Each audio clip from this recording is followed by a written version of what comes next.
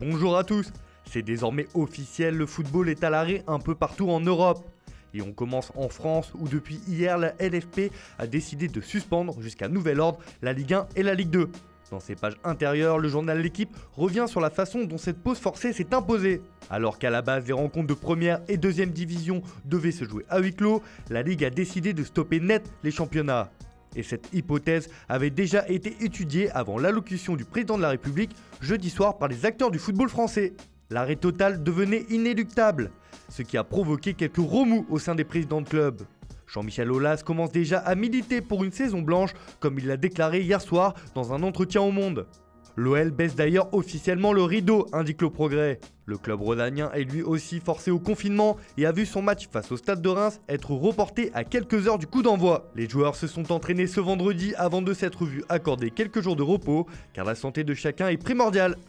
On part en Angleterre où le championnat s'est également arrêté officiellement depuis hier. Le Times s'interroge sur cet arrêt forcé. Quand l'attente sera-t-elle terminée, titre le journal. Et cela pourrait prendre du temps, puisque les décideurs de la Première Ligue ne savent pas quand la compétition pourra reprendre.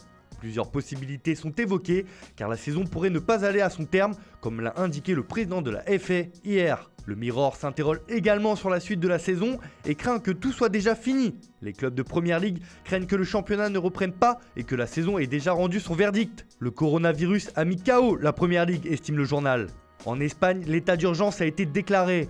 Pour le journal AS, c'est la fermeture complète du football partout en Europe. Et c'est le sport en général qui est paralysé par le virus. Un véritable crève-cœur, mais la situation au-delà des Pyrénées est inquiétante. C'est pour cela que pour Mundo Deportivo, il faut être tous à la maison.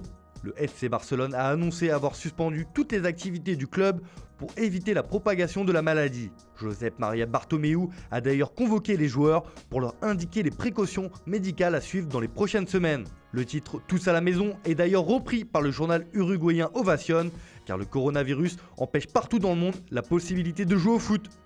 Direction le Portugal, où le journal Abola, comme en Angleterre, se questionne sur la suite des événements. Et maintenant, titre la publication. Cette situation est sans précédent et n'est pas prévue dans les règlements. Alors plusieurs options sont envisagées pour terminer la saison comme un play-off si le championnat reprend.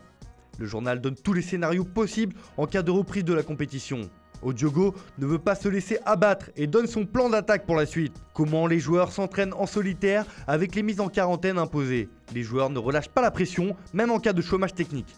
On termine ce tour de la presse en Italie où le message de Cristiano Ronaldo résonne comme un cri de guerre. Le Portugais a lancé un message à la population et au monde du football en général afin de préserver la santé de chacun, car c'est ce qui compte en ce moment. Ne sortez pas, je ne vous parle pas en tant que joueur, mais comme un fils, un père, un être humain. Protéger la vie doit prévaloir sur tous les intérêts, a asséné le joueur de la Juventus. Une déclaration qui fait forcément la une de tout au sport, qui se veut résolument positif, alors que l'Italie s'est imposé un confinement total. La Gazzetta dello Sport propose sa une sans photo, mais avec seulement ce titre. Le sport s'arrête, vive le sport! Une citation forcément en référence au sport qui est roi du monde, mais sans lequel nos week-ends vont paraître bien tristes.